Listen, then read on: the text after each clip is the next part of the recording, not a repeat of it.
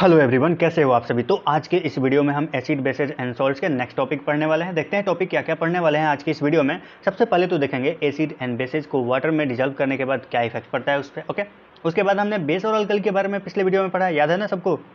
याद रहना चाहिए, कोई किसी को भूलना नहीं है। ओके, तो बेस और अल्कली के बीच का जो डिफरेंस है उसके बारे में देखेंगे। उसके बाद हाइड्रोनियम आयन कैसे फॉर्म होता है, और ये पिछले वीडियो में हमने डिस्कस भी करा है हाइड्रोनियम आयन के बारे में, तो आज भी हम डिस्कस करेंगे कि ये कैसे बनता है। ओके, उसके बाद डाइल्यूशन के बारे में देखेंगे। ओके, डाइल्यूशन क्या होता है, क्या कॉन्सेप्ट है डाइल्यूशन का, उसको देखेंगे। फिर strength of acid and base के बारे में देखेंगे, strong acid, weak acid, dilute और कॉन्सेंट्रेटेड एसिड, सारे के बाद सब के बारे में देखेंगे विद एग्जाम्पल। ओके, और उसके बाद यूनिवर्सल इंडिकेटर क्या होता है इसके बारे में डिस्कस करेंगे। उसमें क्या आता है पीएच और पीएच स्केल, इसके बारे में डिस्कस करने के बाद हम लास्ट टॉपिक आज का क्या होगा, importance of pH in everyday life. Okay, तो चलिए शुरू करते हैं। सबसे पहले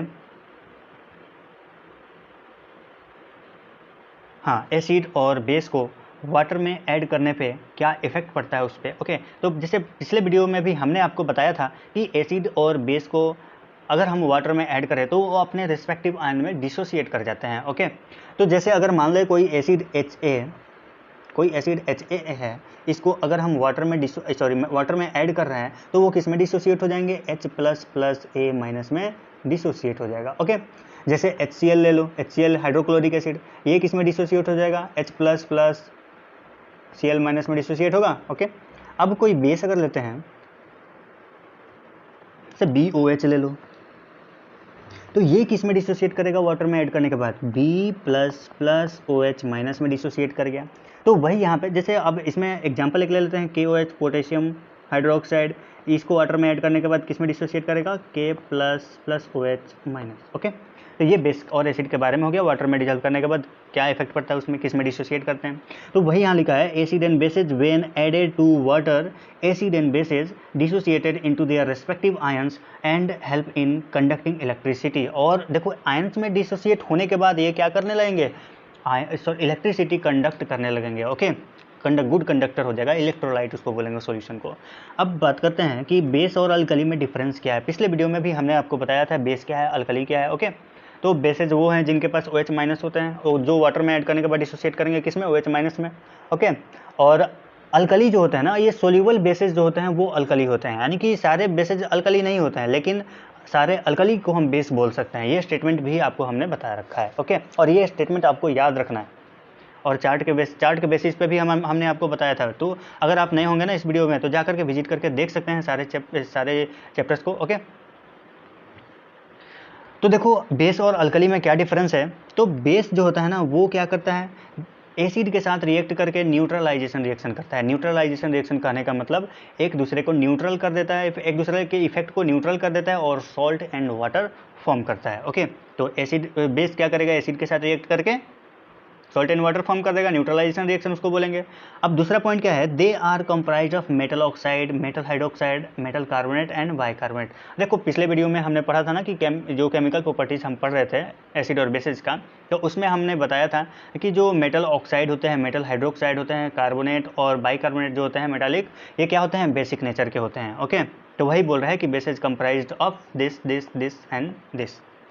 most of them are insoluble in water. अब बोल रहा है कि अधिकांश ये बेसिस जो होते हैं वो क्या होते हैं, इनसोल्यूबल इन वाटर होते हैं। ओके, और कुछ जो होते हैं सोल्यूबल होते हैं वाटर में, जिनको हम अल्कली बोल देते हैं। तो अब यहीं पे अल्कली के बारे में देख लेते हैं। तो ये तो हो गया, इतना बेस के बारे में हो गया। अब ये सारे अल्कली के बारे में है। ओके, तो an alkali is an aqueous solution of base. अब क्या बोल रहा है, यानी कि अल्कली जो होता है ना, वो बेस का ही एक्वस सोल्यूशन होता है। मेनली इसमें क्या आते हैं, मेटालिक हाइड्रोक्साइड मेनली आते हैं। ओके, अल्कलीज में।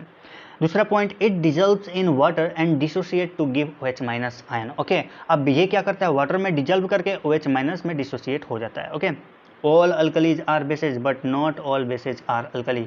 ये जो है ना, ये इंपॉर्टेंट पॉइंट है, इसको याद रखना। ट्रिपल स्टार बोल दे रहे हैं, लगा दे रहे हैं, इस पॉइंट को याद रखना। All alkalis are bases but not all bases are alkali. Okay,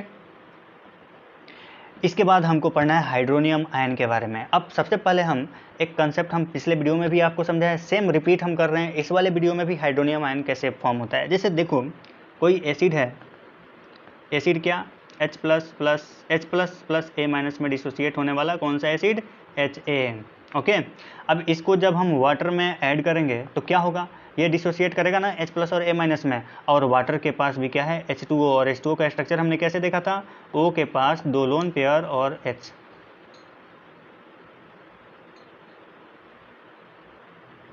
ऐसे देखा था ना। तो अब जैसे ही ये वाला H+ एसिड का H+ इसके पास आएगा, तो इसके पास वैकेंट ऑर्बिटल है, इसके पास H+ के पास, देखो ये थोड़ा हाई लेवल का चला जा रहा है, फिर भी आपको समझना है H+ का मतलब इसके पास वैकेंट ऑर्बिटल है, और ये जो लोन पेयर जो होगा, electron free lone pair electron है इनके पास, ऑक्सीजन के पास, वाटर का ऑक्सीजन के पास, तो वाटर क्या करेगा, अपना लोन पेयर दे देगा हाइड्रोजन को और एक बॉन्ड बना लेगा, जिसको हम बोलेंगे कौन सा बॉन्ड, कोऑर्डिनेट बॉन्ड। क्या बोलेंगे, कोऑर्डिनेट बॉन्ड बोलेंगे इसको। ओके, ये एक कोवेलेंट बॉन्ड का ही टाइप है, कोवेलेंट बॉन्ड का ही टाइप है एक कोऑर्डिनेट बॉन्ड। ओके, तो इस प्रकार से क्या है, शेयर कर रहा है, वाटर अपना इलेक्ट्रॉन शेयर कर रहा है किसके साथ, H+ आयन के साथ, और एक कोऑर्डिनेट बॉन्ड बना लेता है, और इस प्रकार इसका स्ट्रक्चर कैसा हो जाता है, H3O+ हो जाता है। ओके, और इसी को हम क्या बोल देते हैं, हाइड्रोनियम आयन बोल देते हैं। तो पिछले वीडियो में भी हम देख रहे हैं, देखो सॉरी पिछले स्लाइड में इसमें देखते हैं हाइड्रोनियम आयन क्या होता है। Hydronium ion is formed when a hydrogen ion accepts a lone pair. देखो अभी हमने बताया ना, क्या कर रहा है, ये एक्सेप्ट कर रहा है ना हाइड्रोजन आयन। यहाँ देखो ये हाइड्रोजन आयन क्या कर रहा है, एक लोन पेयर, वाटर के लोन पेयर को एक्सेप्ट कर रहा है इधर। ओके, वही बोल रहा है यहाँ पे, hydrogen ion accepts lone pair of electron from oxygen atom of water molecule forming a coordinate covalent bond form कर लेता है। Okay, coordinate covalent bond form कर लेता है, और इस प्रकार ये स्ट्रक्चर कैसा बन जाता है, H3O+। देखो यहाँ हाइड्रोनियम आयन दे रखा है। ओके, तो वही चीज़ बोल रहा है, जिससे यहाँ से देखो ये वाटर मॉलिक्यूल है, क्या करेगा, इसमें देखो 2 वाटर मॉलिक्यूल ले लिया है, एक H2O और H2O ले लिया है, तो H2O और H2O को ऐड कर रहा है, ये वाला समझा रहे हैं, ये फिगर से, वो हम एसिड से समझा रहे थे, और इसको वाटर ही ऐड कर लिया, तो ये वाटर टूटेगा H+ और OH- में टूटेगा। ओके, अब ये H+ जाएगा या इसके वाटर के पास, तो सेम कंसेप्ट वहाँ पे भी, यहाँ पे भी अप्लाई होगा, इसका लोन पेयर क्या होगा, इसको डोनेट करेगा H+ को, यानी H+ क्या करेगा, लोन पेयर एक्सेप्ट करके कोऑर्डिनेट बॉन्ड फॉर्म कर ले रहा है, क्या कौन सा, कोऑर्डिनेट कोवेलेंट बॉन्ड फॉर्म कर ले रहा है, और स्ट्रक्चर कैसा बना ले रहा है, H3O+ और OH- बच जा रहा है। ओके, तो वही चीज़ यहाँ पे दिखा रखा है इस फिगर में। चलिए नेक्स्ट टॉपिक पे मूव करते हैं। नेक्स्ट टॉपिक क्या है, डाइल्यूशन। अब डाइल्यूशन क्या होता है, डाइल्यूशन मेनली किसी सब्सटेंस में किसी भी सॉल्यूशन को और ज़्यादा उसके कंसंट्रेशन को और कम करना ही डाइल्यूशन होता है। क्या डाल करके, देखो जब सॉल्यूशन का कंसंट्रेशन कम करने के लिए हमको एक्स्ट्रा सॉल्वेंट डालना पड़ेगा ना, मेनली वाटर, तब जाकर के उसका कंसंट्रेशन कम होगा, और जितना ही कंसंट्रेशन कम होगा उतना ही डाइल्यूट होगा वो। ओके, तो इस प्रोसेस को डाइल्यूशन बोलते हैं। तो dilution is the process of reducing concentration of solution by adding more solvent, mainly water, to it. Okay, it is highly exothermic process, ये बहुत ही एक्सोथर्मिक प्रोसेस है। जैसे मान लो कोई एसिड है, एसिड को और ज़्यादा डाइल्यूट करना है तो उसमें वाटर ऐड करना पड़ेगा, तो जब वाटर ऐड करेंगे तो बहुत ज़्यादा उसमें से हीट रिलीज होगा, और हीट रिलीज होने की वजह से क्या हो जाएगा, वो एक्सोथर्मिक रिएक्शन होगा, एक्सोथर्मिक प्रोसेस होगा। ओके, तो ये देखो ये सजेस्ट किया जाता है ना कि देखो जब भी एसिड को डाइल्यूट करते हैं ना, तो हम वाटर को एसिड में ऐड नहीं करते हैं। ओके, एसिड को वाटर में ऐड करते हैं, यही याद रखना कंसेप्ट, वाटर को एसिड में ऐड नहीं करते हैं। ओके, क्योंकि वाटर के साथ एसिड का एफिनिटी बहुत ज़्यादा होने की वजह से अट्रैक्ट इतना फास्ट करेगा,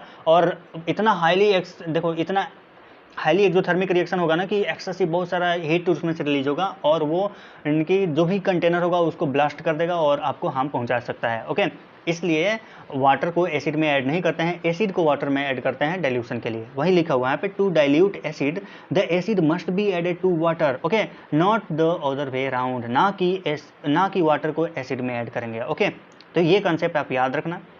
वही बोल रहे हैं यहाँ पे, देखो ये वाला इसमें देखते हैं और इस वाले पोर्शन में देखते हैं, ये डाइल्यूट एसिड है और ये कंसंट्रेट एसिड है। अब डाइल्यूट एसिड कहने का मतलब यहाँ पे H+ कंसंट्रेशन कम होगा इतना वॉल्यूम में, लेकिन इतना वॉल्यूम में H+ कंसंट्रेशन, देखो इतना वॉल्यूम में H+ कंसंट्रेशन ज़्यादा है और यहाँ पे कम है। देखो यहाँ वॉल्यूम ज़्यादा है, अब वॉल्यूम ज़्यादा है तो H+ कितना है, 1 2 3 4, यानी कि इतना वॉल्यूम में 4 ही H+ आयन है, और ये कम वॉल्यूम है ना, और इसमें भी 4 H+ आयन है, यानी कि कंसंट्रेटेड कौन हुआ, ये कंसंट्रेटेड हुआ और ये डाइल्यूट हुआ। ओके, उसके बाद देखते हैं dilute base, same concept, dilute base और कंसंट्रेटेड बेस। यहाँ वॉल्यूम ज़्यादा है, सेम OH- का कंसंट्रेशन, और यहाँ पे वॉल्यूम कम है और तभी सेम OH माइनस, तो डाइल्यूट कौन हुआ, ज़्यादा वॉल्यूम वाला डाइल्यूट हो गया, ओके, और कम वॉल्यूम वाला क्या होगा, कंसनट्रेट बेस होगा। तो वही यहाँ पे बोल रहे हैं, देखो contain less number of acid molecules per unit volume, okay, और यहाँ पे contain more number of acid molecules for unit volume, तो वो कंसनट्रेटेड होगा और ये डाइल्यूटेड होगा, ओके। मुझे ये समझ में आया होगा आपको। इसके बाद नेक्स्ट टॉपिक क्या है, strength of acid and base. अब strength of acid and base क्या है ये देखते हैं। स्ट्रॉन्ग एसिड और बेस। देखो स्ट्रॉन्ग एसिड क्या होता है, मान लो कोई एसिड है, उसको हम क्या करते हैं, वाटर में डिजोल्व कर रहे हैं और वो कंप्लीटली डिसोसिएट कर जा रहा है अपने रिस्पेक्टिव आयंस में, तो वो क्या होगा, स्ट्रॉन्ग एसिड। कंप्लीटली 100% डिसोसिएशन हो रहा है तो वो क्या हो जाएगा, स्ट्रॉन्ग एसिड होगा। अगर वही बेस को वाटर में डिजोल्व कर रहे हैं और वो 100% डिसोसिएट कर जा रहा है अपने आयन में, तो वो क्या होगा, स्ट्रॉन्ग बेस होगा। तो वही बोल रहा है, when all molecules of a given amount of an acid or base dissociate completely in water to furnish their respective ions, H plus for acid, OH minus for base, इनको हम क्या बोलेंगे, स्ट्रॉन्ग एसिड और base. इसका उल्टा, अब देखो strong acid का एग्जाम्पल अगर हम बात करें, चल नेक्स्ट स्लाइड देख लेते हैं। देखो यहाँ पे strong acid, strong base. Strong acid का एग्जाम्पल में सिंपल याद रख लो, HCl हो गया, HNO3 हो गया, H2SO4 हो गया, ये 4 एग्जाम्पल याद रखना, ओके। और याद रख लो HI हो गया, ये सारे क्या हो जाएंगे, स्ट्रॉन्ग एसिड हो गए। अब स्ट्रॉन्ग बेस का बात करें तो स्ट्रॉन्ग बेस में NaOH हो जाएगा, CaOH का होल ट्वाइस हो जाएगा, ये सारे क्या है, स्ट्रॉन्ग बेस में आ गए। अब वीक एसिड का बात कर रहा है, वीक एसिड क्या है, वीक बेस क्या है, इनका एग्जाम्पल। अब वीक एसिड का एग्जाम्पल में जितना ऑर्गेनिक एसिड आ गया ना, ऑर्गेनिक एसिड सारे क्या होते हैं, वीक एसिड होते हैं। ऑर्गेनिक एसिड में क्या आ जाएगा तुम्हारा, फॉर्मिक एसिड आ गया, फॉर्मिक एसिड, एसिटिक एसिड, ये सारे क्या होते हैं, ऑर्गेनिक एसिड होते हैं और ये सारे वीक एसिड होते हैं, ओके। अब वीक बेस में क्या आ जाएगा, वीक बेस में अमोनिया एक याद रखना, अमोनिया जो होता है ना, ये वीक बेस का एग्जाम्पल है, ओके। तो ये हमने एग्जाम्पल देख लिया स्ट्रॉन्ग एसिड और स्ट्रॉन्ग बेस का। उसके बाद वीक एसिड और वीक बेस क्या होते हैं ये देख लो। When only a few of the molecule of a given amount of an acid or a base dissociate in water to furnish their respective ions, H plus for acid और OH minus for base। इसका कहने का मतलब, मान लो किसी acid और base को water में ऐड करते हैं और ओनली मतलब लेस देन 50% ही, यानी कि ओनली फ्यू अमाउंट ही डिसोसिएट कर रहा है वाटर में, डिसोसिएट कर रहा है अपने रिस्पेक्टिव आयंस H प्लस और OH माइनस में, ओके। तो उनको हम वीक एसिड और वीक बेस बोलेंगे, यानी कि कुछ ही अमाउंट उनमें से डिसोसिएट कर रहा है, सारे के सारे डिसोसिएट नहीं कर रहे हैं, तो वो वीक बेस होंगे या वीक एसिड होंगे, ओके। इनका एग्जाम्पल भी हमने देखा, वीक एसिड में हमने क्या देखा था, जितने भी ऑर्गेनिक एसिड है वो वीक एसिड है। वीक बेस में हमने क्या देखा था, अमोनिया जो होता है वीक बेस होता है। अब डाइल्यूट एसिड क्या होगा, कंसनट्रेटेड एसिड क्या होगा। अगर मान लो सेम वॉल्यूम ऑफ वाटर है, अभी हमने बात किया था ना, इतना सेम वॉल्यूम ऑफ वाटर है दो, ओके, एक में इतना ही है, एक में इतना अमाउंट है और एक में इतना पूरा फुल है, ओके। अब इसमें, अब देखो, अब इसमें एसिड, इसमें H प्लस का कंसंट्रेशन,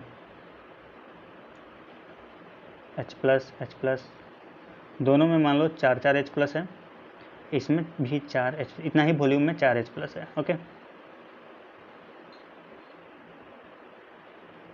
ओके। तो देखो ये इतना ही वॉल्यूम में 4 H प्लस है, देखो इतना ही वॉल्यूम में 4 H प्लस है, तो और ये इतना ज़्यादा वॉल्यूम में 4 H प्लस है, तो यहाँ पर यूनिट वॉल्यूम, देखो इस वाले फिगर में पर यूनिट वॉल्यूम जो होगा वो कंसंट्रेशन कम होगा और यहाँ पे पर यूनिट वॉल्यूम कंसंट्रेशन ज़्यादा होगा।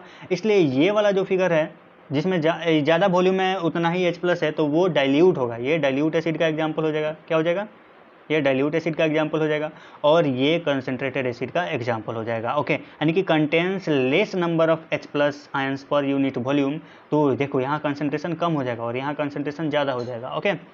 और ये इसमें कंसंट्रेटेड में क्या होता है, contains more number of H plus ions per unit volume, okay. तो ये हो गया कंसंट्रेटेड एसिड के बारे में और डाइल्यूट एसिड के बारे में। इसके बाद देखो यहाँ फिगर भी दे रखा है इसमें, देखो एक और चीज़ इसमें देखते हैं, देखो इस साइड ये वीक एसिड है और ये स्ट्रॉन्ग एसिड है, weak base strong base. Acid के केस में सबसे पहले देखते हैं, देखो वीक एसिड को जब हम ऐड किए हैं वाटर में तो यह कंप्लीटली डिसोसिएट नहीं हुआ है, यहाँ पे एक HA जो है लेफ्ट रह गया, ओके। एक HA, देखो एक HA यानी कि एक एसिड अनडिसोसिएटेड रह गया है, ओके। लेकिन स्ट्रॉन्ग एसिड में क्या है, सारे के सारे एसिड जो है डिसोसिएट हो गए हैं, इसलिए ये स्ट्रॉन्ग एसिड है और ये वीक एसिड है, ओके। वही वीक बेस और वीक बेस और स्ट्रॉन्ग बेस में क्या है, देखो इस केस में सारे बेस डिसोसिएट नहीं हुए हैं, एक BOH जो है वैसे ही अनडिसोसिएटेड रह गया है, ओके। और यहाँ जो है कंप्लीट बेसेस डिसोसिएट हो गए हैं स्ट्रॉन्ग बेस में। तो वही चीज़ हमने आपको एक्सप्लेन करा, सेम यहाँ पे कंसेप्ट है बाई फिगर। नेक्स्ट टॉपिक क्या आ रहा है आपका, यूनिवर्सल इंडिकेटर क्या होता है इसके बारे में। अब देखो यूनिवर्सल इंडिकेटर क्या है, a universal indicator has pH range 0 to 7 that indicates the acidity और अल्कलिनिटी ऑफ अ सॉल्यूशन। देखो एक यूनिवर्सल इंडिकेटर वो इंडिकेटर है ना जिसका रेंज तो हमको पता है 0 से 14 तक होता है, और वो किसी भी सब्सटेंस के एसिडिटी और अल्कलिनिटी के बारे में आइडेंटिफाई कर लेता है, ओके। और वो यानी कि देखो कोई सब्सटेंस रखा है, उसको एसिड है या बेस है या न्यूट्रल है, उसको आइडेंटिफाई करने का सक्षम होता है वो, ओके, यूनिवर्सल इंडिकेटर, इसलिए उसको यूनिवर्सल इंडिकेटर बोलते हैं। न्यूट्रल सॉल्यूशन जो होता है इसका pH 7 होता है, ओके। 7 जो होता है वो न्यूट्रल सॉल्यूशन होगा। जिस सब्सटेंस का pH 7 होगा वो क्या होगा, न्यूट्रल सॉल्यूशन होगा। जैसे मान लो देखो 0 से हम स्टार्ट करते हैं, 0 से 7 और ये 14, टोटल स्केल कितना होता है इसका मेजरमेंट, 14 तक होता है, 0 से 14 तक यूनिवर्सल इंडिकेटर का। 7 पे न्यूट्रल आ जाएगा। अब देखो 7 से कम आया तो एसिडिक होगा, ओके। 7 से ज़्यादा होगा तो बेसिक होगा या अल्कलाइन होगा, ओके, बेसिक होगा, ओके। अब देखो जितना ही 7 से जितना ही इंक्रीज करेगा उतना ही बेसिसिटी उसका इंक्रीज होगा, बेस का स्ट्रेंथ इंक्रीज होगा। और देखो 0 की तरफ जितना ही मूव करेगा ना उतना ही एसिड स्ट्रेंथ उसका बढ़ेगा, इंक्रीज करेगा, ओके। यानी कि 0 यहाँ पे 0 जिसका होगा ना ये मोस्ट एसिडिक होगा, 0 वाला मोस्ट एसिडिक होगा, ओके। और ये जो है ना ये 14 वाला मोस्ट बेसिक होगा, ओके। तो मोस्ट बेसिक कौन होगा, जिसका pH 14 होगा। मोस्ट एसिडिक कौन होगा, जिसका pH 0 होगा, ओके। ये कंसेप्ट है यूनिवर्सल इंडिकेटर का। और सेम देखो यूनिवर्सल इंडिकेटर को ही pH, और देखो pH का फुल फॉर्म क्या होता है, pH का जो फुल फॉर्म होता है ना ये क्या होता है, पोटेंज या पोटेंशियल बोल दो, पोटेंज ऑफ हाइड्रोजन। याद रखना ये फॉर्मूला इसका, फुल फॉर्म इसका pH का। अब देखो pH मेनली निकालने का एक फार्मूला होता है, pH हम फाइंड करते हैं, जैसे 10th क्लास में इसका कोई यूज नहीं है, लेकिन pH फाइंड करने के लिए हम एक फार्मूला यूज करते हैं, -log 10H+ का कंसंट्रेशन। वैसे ये याद करने का आपको ज़रूरत नहीं है, बस इतना याद रखना कि हाँ ये फार्मूला होता है। अब प्योर वाटर में अगर हम बात करें कंसंट्रेशन H+ और OH- का कंसंट्रेशन क्या होता है, तो जो कंसंट्रेशन ऑफ H+ और OH- जो होता है ये दोनों का सेम होता है प्योर वाटर में, और ये कितना होता है 10⁻⁻7 होता है। और जब हम इसका माइनस ऑफ लॉग लेंगे ना तो वो आ जाएगा तुम्हारा pH हो जाएगा 7 आ जाएगा, ओके, pH इसका। तो ऐसे ही हम इसको pH का वैल्यू ऐसे ही निकालते हैं, ओके, क्योंकि कंसंट्रेशन 10⁻⁻7 होता है मोल पर लीटर किसका, H+ और OH- का प्योर वाटर में। हेंस द pH जो होता है प्योर वाटर का 7 होता है। जैसे देखो pH का वैल्यू हमने अभी क्या देखा, -log 10 कंसंट्रेशन, log बेस 10 है ये, log base 10 concentration of H+। अभी हमने ये क्या देखा, H+ का कंसंट्रेशन log बेस 10⁻⁷। अब ये -7 डायरेक्ट इधर आ जाएगा, ये सारा वैल्यू हट जाएगा और ये 10⁻⁷ जो है -7 आ जाएगा बाहर, तो -7 यानी कि ये माइनस प्लस हो जाएगा और ये 7 हो जाएगा pH प्योर वाटर का, ओके। ऐसे हम वैल्यू निकालते हैं इसका pH का। उसके बाद इतना तो हम देख लिए कि pH कैसे आता है 7 इसका। देन आफ्टर अब pH स्केल रेंज क्या हो जाएगा, अभी हमने डिस्कस किया 0 से 14 तक होता है। अगर 7 से कम pH है तो एसिडिक होगा और 7 से ज़्यादा pH है तो बेसिक होगा, ये भी हमने अभी डिस्कस करा। इसके बाद क्या टॉपिक आता है, देखो यहाँ pH स्केल है सेम। देखो अभी हमने pH स्केल के बारे में भी डिस्कस करा ना, एक रफ व्यू दे दिया था, रफ आइडिया। अब वही यहाँ पे फिगर दे रखा है, यहाँ पे जो न्यूट्रल है और न्यूट्रल का जो pH होता है वो 7 होता है, ओके। ये pH स्केल है, ठीक ना। न्यूट्रल पर pH कितना है, 7 है। 1 जो है वो वेरी एसिडिक है, बहुत ज़्यादा एसिडिक, 1 वाला हो जाएगा, ओके। और 14 वाला जो होता है वेरी अल्कलाइन होता है, ओके। तो ये 0 से 14 तक हो गया, यहाँ 0 ले लो, 0 से 14 तक होगा। अगर हम 7 से 14 की तरफ मूव करेंगे तो अल्कलिनिटी जो होता है बढ़ता है, या बेसिसिटी जो होता है, ये बेसिक स्ट्रेंथ जो होता है ये बढ़ता है। ओके, 7 की तरफ बढ़ते हैं, इधर साइड बढ़ते हैं, तो वही 7 से कम आते हैं तो एसिडिक स्ट्रेंथ बढ़ता है, इंक्रीज करता है। अब एक बात बताओ, अगर मान लो किसी सब्सटेंस का पीएच, कोई ए सब्सटेंस है उसका पीएच 5 है और पीएच ऑफ बी 10 है, तो बताओ मोस्ट एसिडिक इसमें से कौन होगा? तो पीएच ए जो होगा ना, ए जो होगा वो मोर एसिडिक होगा than B. Okay, acidic strength के केस में किसका ज़्यादा होगा? और वही बेसिक का अगर बात करें, बेसिक स्ट्रेंथ किसका ज़्यादा होगा? ये वाला बी का बेसिक स्ट्रेंथ ज़्यादा होगा, बी का ज़्यादा होगा बेसिक स्ट्रेंथ। ओके, तो इस तरह से हम फाइंड करेंगे वैल्यू। ओके, तो ये हो गया पीएच स्केल के बारे में। उसके बाद हम देखेंगे पीएच स्केल का एवरीडे लाइफ में क्या इंपॉर्टेंस है, इसके बारे में डिस्कस करेंगे। तो देखो importance of pH in everyday life. तो सबसे पहले pH sensitivity of plants and animals, इसमें क्या डिस्कस करना है? देखो, plants and animals are sensitive to pH. अब देखो प्लांट्स और एनिमल्स जो होता है ये पीएच के बहुत ही सेंसिटिव होते हैं। क्रूशियल लाइफ प्रोसेसेस जैसे कि डाइजेशन ऑफ फूड हो गया, फंक्शन ऑफ इंजाइम्स हो गया and hormones happens at a certain pH value. अगर पीएच में थोड़ा भी डिफरेंस आएगा ना तो ये सारे प्रोसेस जो होंगे नहीं होंगे, डाइजेशन का प्रोसेस नहीं हो पाएगा कंप्लीट। ओके, ये इंजाइम अपना फंक्शन नहीं कर पाएगा, हार्मोन अपना फंक्शन नहीं कर पाएगा अगर पीएच रेंज उतना नहीं मिले जितना उसको रिक्वायर्ड है। जैसे मान लो हमारे स्टोमक में डाइजेशन होता है फूड का, हमारे स्टोमक में डाइजेशन, और वहाँ पे प्रेजेंट होता है HCl। ओके, HCl हमारे स्टोमक में, और ये पीएच कितना होता है इसका? 2 to 3 होता है ना पीएच। HCl हमारे ये बॉडी में जो स्टोमक होता है उसमें फूड का डाइजेशन होता है, उसके लिए पीएच, उसके लिए HCl वहाँ पे प्रेजेंट होता है। और HCl कितने पीएच पे काम करता है? 2 to 3 पीएच में। और अगर ये पीएच इतना मेंटेन ना रहे, इससे ज़्यादा ये क्या हो जाए, 7 या 7 to 8 हो जाए, 7 to 8 अगर पीएच आ जाए तो फिर HCl वर्क करना बंद कर देगा, नहीं होगा, और डाइजेशन भी नहीं होगा। ओके, तो इसलिए नॉर्मल पीएच इतना पीएच चाहिए, अगर HCl है वहाँ पे तो 2 to 3 पीएच चाहिए ताकि वहाँ पे ये डाइजेशन का प्रोसेस कंप्लीट हो पाए। अगर मान लो कोई एंजाइम है वो अगर 7 to 8 पीएच पे एक्ट कर रहा है, ओके, तो उसके लिए इतना पीएच चाहिए ही। ओके, अगर वहाँ पे भी पीएच कम हो गया या ज़्यादा हो गया तो फिर ये एंजाइम वहाँ पे एक्ट नहीं कर पाएगा, तो वो प्रोसेस कंप्लीट नहीं हो पाएगा।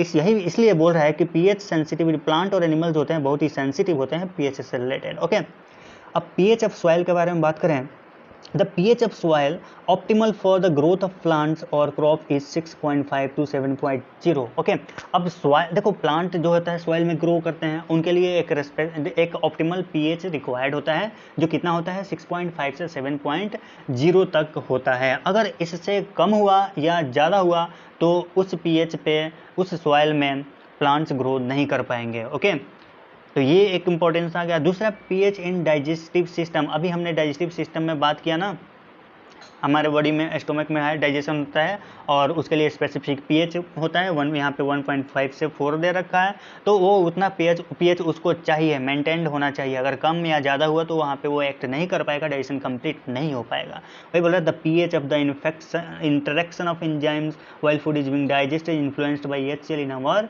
स्टोमक। ओके, अब पीएच इन टूथ डिके, अब देखो टूथ डिके में पीएच का क्या कंसेप्ट है?